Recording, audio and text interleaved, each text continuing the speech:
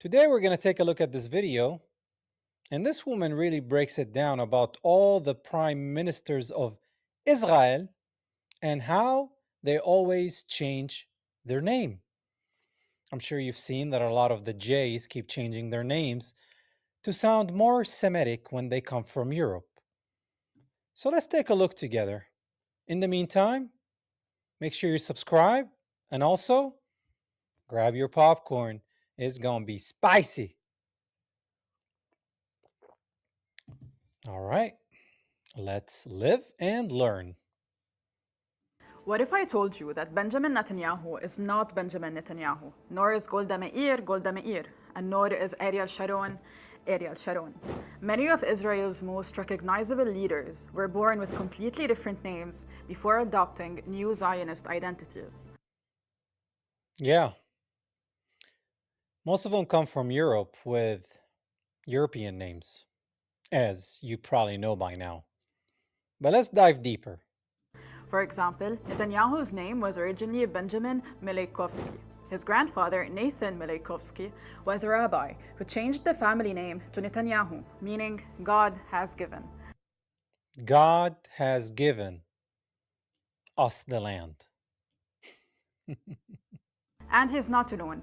David Ben-Gurion, Israel's first prime minister, was originally David Grun. He changed his Polish name in 1910. And Polish name, the name of the airport, Ben-Gurion. Polski. adopted the surname Ben-Gurion, meaning son of a lion cub. Son of a lion cub. Son of a lion cub. I didn't know that a lion cub can have a son, but okay. Moshe Sharet, Israel's second prime minister, was born Moshe Shertok in Ukraine. He Hebraized his name in 1949. In Ukraine. The infamous Golda Meir, who was born Goldy Mabovich in Kiev, Ukraine, later became Goldy Meyerson after Meyerson. So she tried to be what? Then she tried to pretend she's chosen. marriage and officially changed her name to Meir in 1956 when appointed foreign minister. Yitzhak Shamir, also a former prime minister of Israel, was originally born Yitzhak Yazernitsky. Yazernitsky. To Yitzhak Shamir. Oh, man. You can't make this stuff up, man. In Poland, other prime ministers who Hebraized their names include Ehud Barak, who was born Ehud Brog, but changed his name to Barak, meaning lightning in Hebrew. Lightning. They love changing their name. Ariel Sharon, who was originally Ariel Scheinerman. Scheinerman. Most of the names that end with man are chosen, by the way. If you don't know, now you do. And there is Shimon Peres, who was born Shimon Persky Persky. Polski. in Poland, in addition to Levi Eshkol, who was born Levi Yitzhak Shkulnik near Kiev. Meanwhile, former Israeli Minister of War Moshe Dayan's family was associated with Kitai Gorodsky. This pattern is not restricted to Israeli officials. Gal Gadot's parents Hebraized their surname from Greenstein to Gadot. Greenstein. Now she's Gadot. God's chosen people. We've been here for thousands of years. Before her birth. This isn't a coincidence. This is a systemic policy. The practice of Hebraization was particularly intensive during the early days of the entity. In 1948 and 1949 alone, 17,000 Israeli settlers changed their original names to Hebrew ones. It was David Ben-Gurion who issued binding orders requiring Hebrew names for state officials and diplomatic representatives abroad. Even a committee for Hebrew names had to be established to supervise implementation. They had to fool the world and say that they're indigenous to the land that they colonized, hence changing their name to make it sound Hebrew, which the whole language was created in the 1800s by a Russian chosen one. So the whole thing is a fraud. Their country, the people, where they come from, their names, their food, I mean, their language, just you can keep going on and on. It's all fake. It's all from the devil. And from 1955, Ben-Gurion mandated that all IOF commanding officers, from squadron commander to chief of staff, must change non-Hebrew surnames to Hebrew ones. Today, approximately 15% of incoming American and British settlers still Hebraize their names upon arrival in occupied Palestine. These people come from Europe and the US. No connection to the land. White people. Then they change their name. They're like, look, we come from this land. We are God's chosen people. But why was this transformation so crucial? To understand this better, we need to examine how modern Hebrew itself was created. Hebrew had been essentially dead as a spoken language for nearly 1,700 years, surviving only for religious purposes. The revival began when Eliezer ben Yehuda, who arrived in Palestine in 1881 with a radical vision, transforming Hebrew from a sacred language into a living national language. Ben Yehuda employed multiple strategies to resurrect ancient Hebrew. Here you go. Resurrected the language. This is how ancient Hebrew looked like.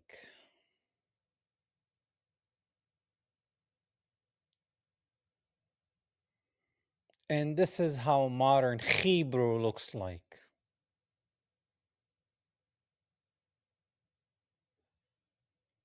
Like reviving dormant biblical words, extracting vocabulary from Talmudic literature, Talmudic literature. The Talmud that calls us Goyim. translating concepts directly from German and French. But he also did something remarkable, which is systematic borrowing from Arabic. Not borrowing, stealing. Colonizing, stealing. That's what it's called, not borrowing. As both Hebrew and Arabic are Semitic languages. Modern Hebrew is not a Semitic language. It's fabricated, it's fake. It's like the language in The Lord of the Rings. Sharing fundamental structural similarities, and Arabic, a living language, had vocabulary for countless modern concepts that ancient Hebrew lacked. However, the creation of modern Hebrew wasn't just a linguistic project. It was the fundamental cornerstone of Zionist ideology. They needed a language because they're God's chosen people. So they go to the land, they see the Palestinians speaking Arabic. Everybody in that region pretty much speaks Arabic. So what do they have to do? Make their language sound Semitic. Kind of like Arabic. First, Hebrew served as the primary mechanism for transforming Jews from a diasporic religious community into a unified secular nation. Secular nation.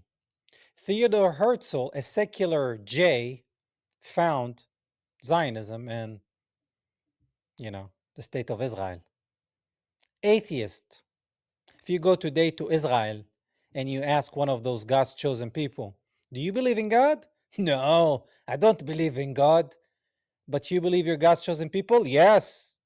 You believe that God promised you this land 3,000 years ago? Of course. But you don't believe in God? No, I don't believe in God. The irony. Zionism sought to reconfigure Jewish identity from religious to nationalist terms. Traditional Jewish identity had been based on religious observance and Torah study. Yeah. Just a religion like Christianity and Islam and Hinduism, Buddhism, etc., etc. It's a religion, a faith that you can decide to be part of and practice. Has nothing to do with the ethnic background. And they're not Semites, but you know that already. Zionism needed to replace this with a secular nationalist framework, and Hebrew provided the linguistic foundation for that.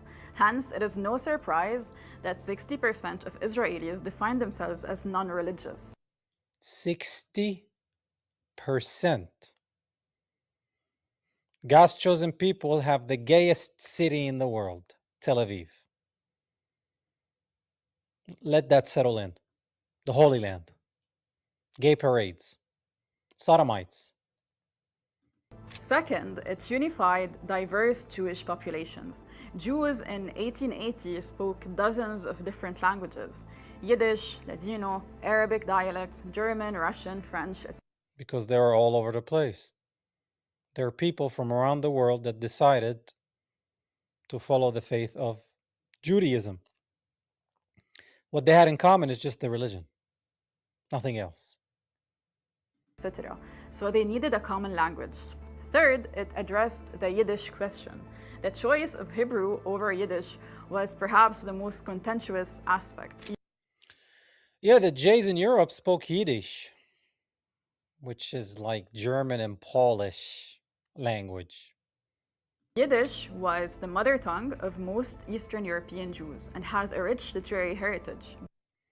The Ashkenazis, most of them were converts because you can't be white and come from Palestine, Judea, tribe of Judah. They were not white.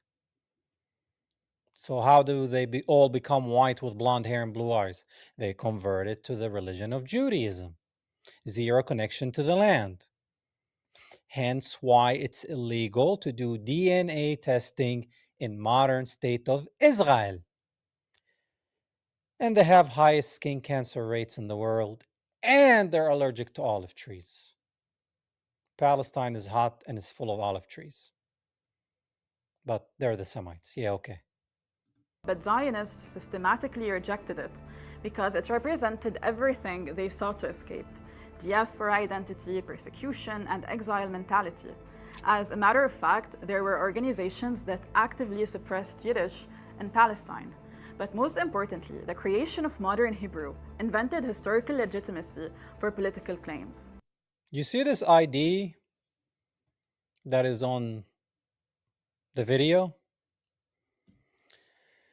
This is an Israeli ID that whether you're J or Gentile, you can carry. And when I was growing up, there is a place where it says nationality, al-Qawmiya. And either said J or Arab. It didn't say J or Muslim or Christian. It said J or Arab, even though they were Arab J's from Arab countries. So those are J's, all of them. Doesn't matter where you come from. And us, they just stripped us out of Palestinian and put Arabi, Arab, and them, Yehudi, J. And tell me it's not apartheid. Systematic racism. By reviving ancient Hebrew, Zionists could gloss over millennia of non-Jewish history in Palestine and argue for continuity between the modern movement and ancient Jewish presence in the land. And there's more. Hebraization isn't just settler surnames. It extends to Hebraizing the names of geographic locations. Yep. They changed many city names, made them sound more Hebrew. They took our food and they can't even pronounce the letters, like hummus. So they say Israeli hummus. Shawarma, shawarma. Argile, nargila. And on and on and on. Effectively erasing Palestinian presence, representing what scholars term memoricide, the deliberate erasure of a people's historical memory. The scope of Hebraization in Palestine is massive. 2,780 historical locations had their names Hebraized, including 340 villages and towns, 1,000 archaeological sites, 560 rivers and valleys, 380 springs, and 198 mountains and hills. Think about that. Just erasing everything that was there.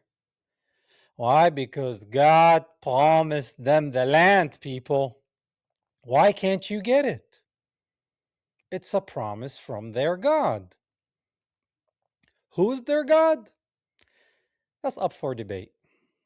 Hebraization took many forms. Some were based on phonetic similarity, like Sur'a becoming Zora and Ajur becoming Agur. Others were allegedly biblical restorations, like Akka becoming Akko and Yafa becoming Yafo.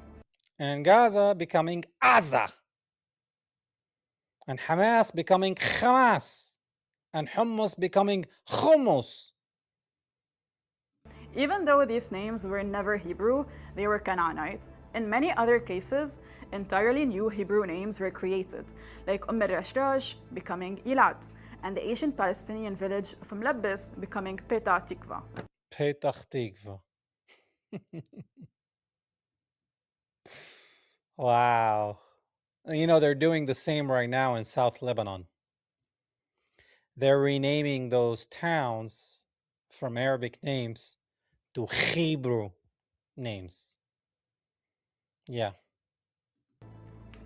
More so, their renaming was inextricably linked to physical destruction of approximately 400 Palestinian villages ethnically cleansed during 1947 till 1949. Yep. My grandpa tells me many stories about villages where he lived and villages that he ran to that were destroyed by these demons. Because God promised them this land. It's fulfillment of prophecies. Doesn't matter if people get unalived. We are God's chosen people. Don't you get it? Come on. You be a good Shabbos goy. Many were physically demolished and replaced with Jewish communities, adopting Hebrew names. Israeli forests were often planted over village ruins, completing both physical and linguistic erasure. You see how they always build the settlements on the mountains. These people love the mountain. They think they can get closer to their God. Hence why they're in Syria, try to get the highest, point, highest mountain. Same thing in Lebanon. They love mountains. I don't know why the obsession with mountains, and then they build their settlements there, and look how they look, man. Just no connection to the architecture of the Middle East whatsoever. Not the same stone, not the same look, not the same roofs. But it's modern, it's westernized. The only democracy in the Middle East. Hebraization is a deliberate effort to rewrite historical and geographical memory, replacing Palestinian names that often preserved ancient Canaanite, Aramic, and pre-Islamic toponyms with Hebrew names supporting Zionist historical narrative. The Canaanites, the original people of the land, and Arameans. Jesus spoke Aramaic. He was not a Jew, he was Judean. Judean from Judea, Yehudi from Yehuda. That term Jew was created to confuse everybody, mistranslation. A Jew is a person who rebelled against God, rejected Jesus Christ as the Messiah, and is now cursed. That's what a Jew today is. Jesus was nothing like that. The disciples were nothing like that. You could say the Pharisees were Jews. Yeah. And that's a fact, biblical fact. systematic Hebraization of both personal and place names constituted a comprehensive project of cultural theft and identity transformation. For example, people keep saying shalom. Jesus didn't say shalom because he didn't speak this fake Hebrew. He spoke Aramaic, shlama. In Arabic, salam. Modern Hebrew, shalom, but he didn't say shalom. Shlama. That's why he spoke. That's why he said. They pushed this Hebrew and this Jewish identity to Christians here in the West, and they bought it. They drank all the Kool-Aid. They're like, oh, Ava Nagila, Ava Nagila, Ava Nagila Vetuva. Wake up. Creating not just new names, but a fabricated relationship to land, history, and collective memory. mean, this was wonderful, man. Wonderful piece. I had to share it with you guys. Instead of me creating my own, I mean, it's right there. The information is there, guys. It's just that, are you willing to take a look? And you can look it up yourself. The names of these people before they became God's chosen people, the name of the cities, everything about these people is fake. It's made up. Let me know what you think in the